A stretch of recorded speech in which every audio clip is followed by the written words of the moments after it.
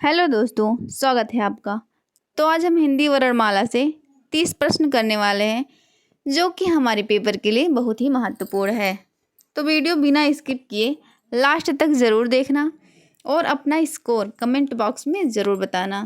एक एक प्रश्न बहुत ही इम्पॉर्टेंट है। चलिए स्टार्ट करते हैं।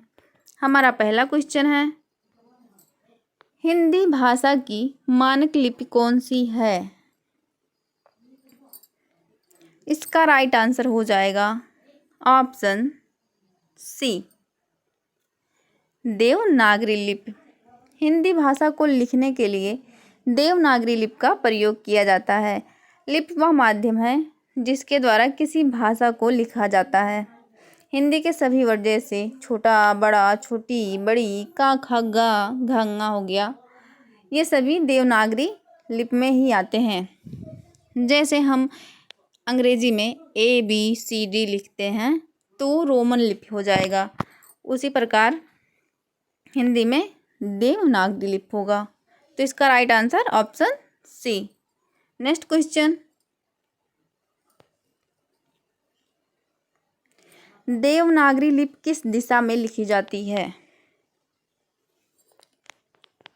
इसका राइट आंसर होगा ऑप्शन बी, बाएं से दाएं।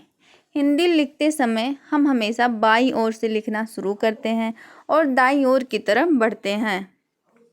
देवनागरी लिपि की प्रमुखता देवनागरी लिपि की प्रमुख विशेषताएं यही है कि हम बाएं से स्टार्ट करें और दाईं तरफ बढ़ें।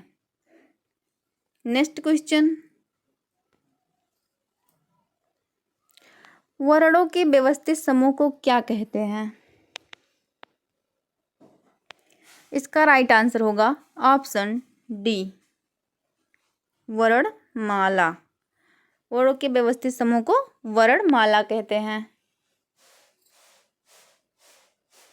भाषा के सभी वर्ण को जब एक निश्चित क्रम में रखा जाता है तो उसे वर्णमाला कहते हैं। हिंदी वर्णमाला में स्वर और व्यंजन दोनों शामिल होते हैं। हमारा अगला क्वेश्चन,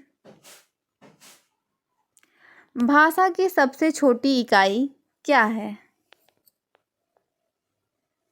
इसका राइट आंसर हो जाएगा ऑप्शन सी, ध्वनि। भाषा की सबसे छोटी इकाई ध्वनि होती है।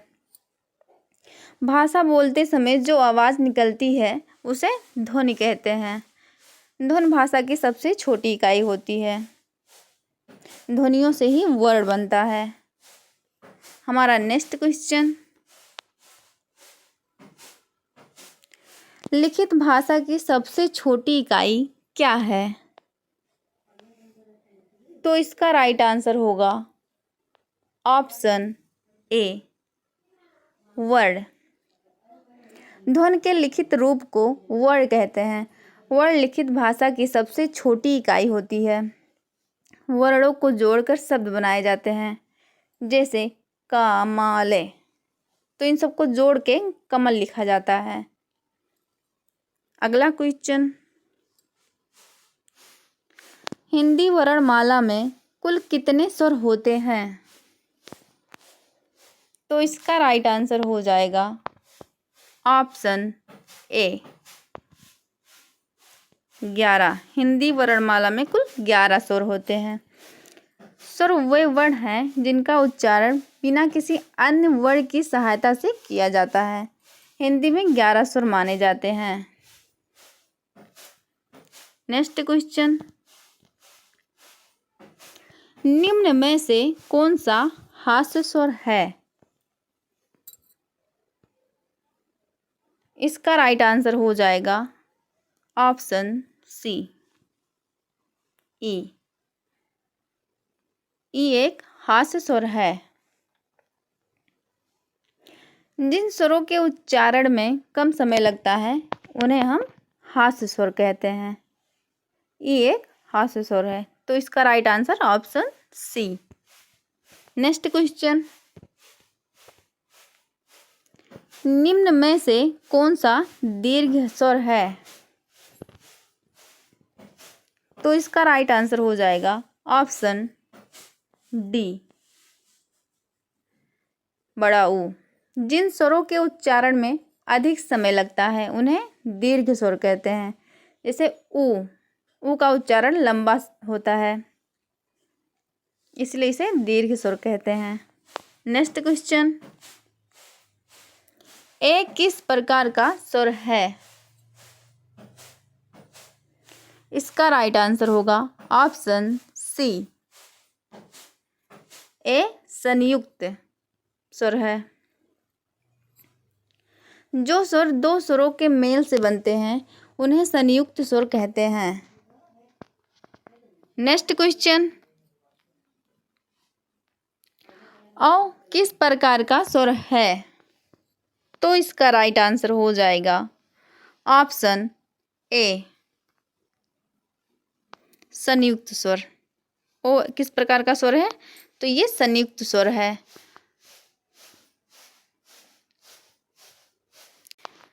नेक्स्ट क्वेश्चन, ऋषि शब्द का पहला वर्ण कौन सा है? तो इसका राइट आंसर होगा ऑप्शन वी, री। ऋषि शब्द की शुरुआत री स्वर से ही होती है, इसलिए इसका पहला वर्ण री ही होगा। नेक्स्ट क्वेश्चन, का वर्ग का तीसरा वर्ण कौन सा है? इसका राइट आंसर हो जाएगा ऑप्शन बी, गा। जैसे का, खा, गा। गा तीसरा वर्ण है।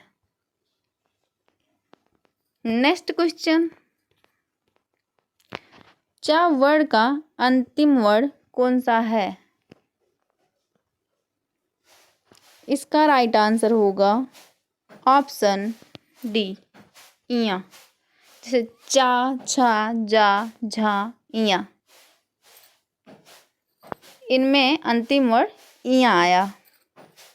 इया का प्रयोग प्रायः संयुक्त वर्णों में ही होता है। नेक्स्ट क्वेश्चन, टा वर्ग का चौथा वर्ण कौन सा है? तो जैसे देखिए टा, ठा, डा, ढा। चौथे नंबर पे क्या है? ढा। तो टा वर्ग का राइट आंसर, चौथा वर्ग होगा ढा। तो इसका राइट आंसर हो जाएगा ऑप्शन बी। नेक्स्ट क्वेश्चन, पा वर्ग का अंतिम वर्ण कौन सा है? पा वर्ग का अंतिम वर्ण, तो पा, फा, बा, भा, मा। अंतिम वर्ण क्या आया? मा। तो इसका राइट आंसर होगा ऑप्शन सी,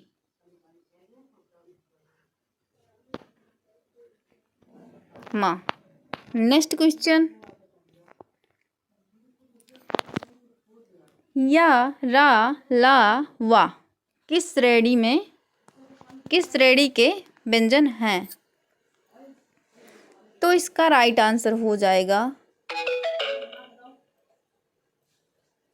तो इसका राइट आंसर होगा ऑप्शन सी, अंतस्थ है। तो या, रा, ला और वा को अंतस्थ व्यंजन कहा जाता है। इनके उच्चारण में स्वर और व्यंजन दोनों के गुण पाए जाते हैं। जैसे कि यज्ञ हो गया, रथ हो गया, लता, वन। तो इनमें दोनों है, स्वर और व्यंजन दोनों हैं। हमारा अगला क्वेश्चन,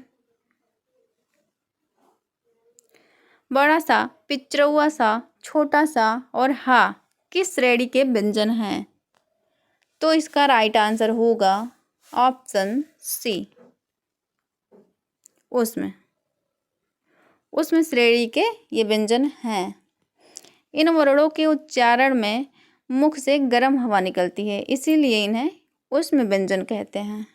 समझ में आई? हमारा नेक्स्ट क्वेश्चन, हिंदी वर्णमाला में आयोगवाह कितने माने जाते हैं? तो हिंदी वर्णमाला में आयोगवाह 2 माने जाते हैं। तो इसका राइट आंसर होगा ऑप्शन बी। हिंदी के अनुस्वार अंक और विसर्ग आहा को आयोगवाह कहा जाता है। जैसे ये अंक, ये दो बिंदी, आहा, इसे दो आयोगवाह कहते हैं। हमारा अगला क्वेश्चन, अंक को क्या कहते हैं? तो भी आप लोग को बताया गया है, तो इसका राइट आंसर होगा ऑप्शन बी। अंक को अनुस्वार कहते हैं। अनुस्वार नासिक ध्वनि को प्रकट करता है, इसे बिंदु से दर्शाया जाता है। अगला क्वेश्चन, आहा को क्या कहते हैं? तो आहा को विसर्ग कहते हैं। क्या कहते हैं? विसर्ग। विसर्ग का उच्चारण करते समय हल्की श्वास बाहर निकलती है, इसे विसर्ग के चिन्ह मतलब से दर्शाया जाता है। जैसे कि हो गया प्राया, तो लास्ट में दो बिंदी लगती है, जैसे प्राया या प्राता, तो इसे विसर्ग कहते हैं। नेक्स्ट क्वेश्चन, माँ शब्द में प्रयुक्त चिन्ह क्या कहलाता है? तो इसका राइट आंसर होगा ऑप्शन सी, चंद्र बिंदु। माँ के ऊपर जो बिंदी लगती है, जैसे कि माँ, ये चांद बिंदु है, तो इसे चंद्र बिंदु कहते हैं। चंद्र बिंदु नासिक ध्वनि को दर्शाता है, इसे चांद बिंदु चिन्ह द्वारा लिखा जाता है। अगला क्वेश्चन, का में प्रयुक्त चिन्ह क्या कहलाता है?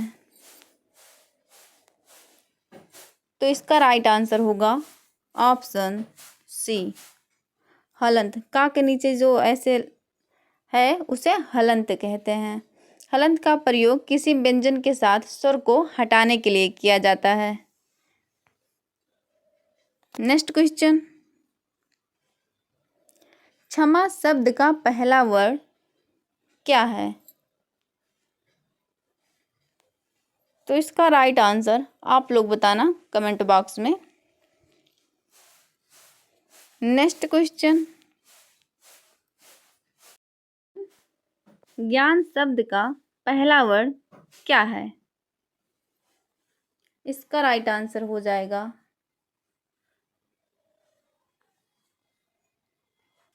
ऑप्शन सी, ज्ञा। ज्ञान शब्द का पहला वर्ड ज्ञा है। नेक्स्ट क्वेश्चन,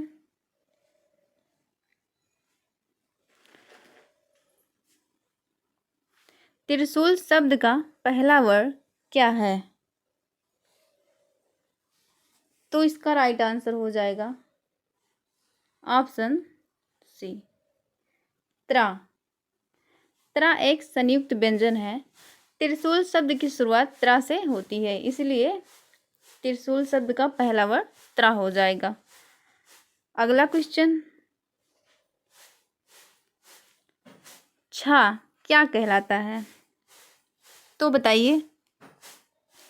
इसका राइट आंसर हो जाएगा ऑप्शन बी, संयुक्त व्यंजन। छ संयुक्त व्यंजन है। छ का और पिचरौआ सा के मेल से बना एक संयुक्त व्यंजन है। छ पिचरौआ सा प्लस का बराबर छ। हमारा next question,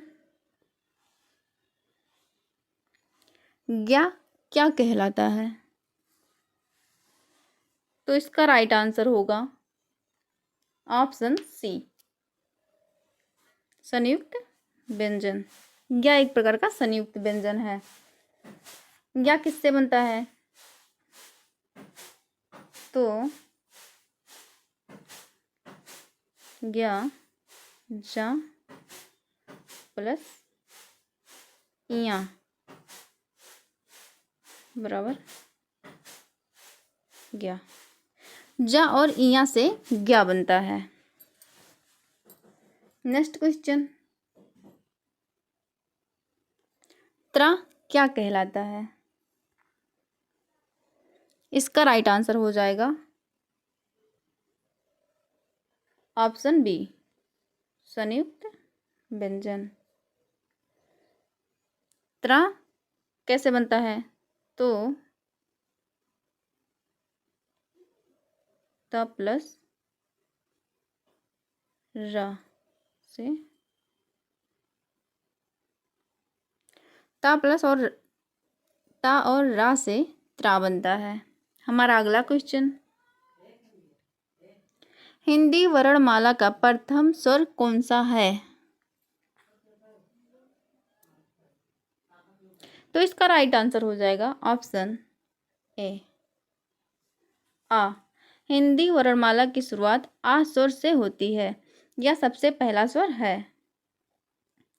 next question, Hindi वर्णमाला का अंतिम स्वर कौन सा है? अंतिम स्वर स्वर पूछा यहाँ पे, तो इसका राइट आंसर होगा ऑप्शन डी, ओ। ये स्वर का लास्ट वर्ड है। हिंदी वर्णमाला में ओ अंतिम स्वर माना जाता है। यह एक संयुक्त स्वर भी है, इसे संयुक्त भी कहा जाता है।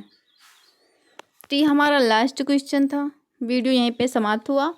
अगर वीडियो अच्छी लगी हो तो like, comment, share and subscribe करना बिल्कुल भी ना भूलें और कमेंट बॉक्स में अपना स्कोर ज़रूर बताएं। आपने कितने प्रश्न सही किए हैं ये ज़रूर बताएं। मिलते हैं अगली वीडियो में। धन्यवाद।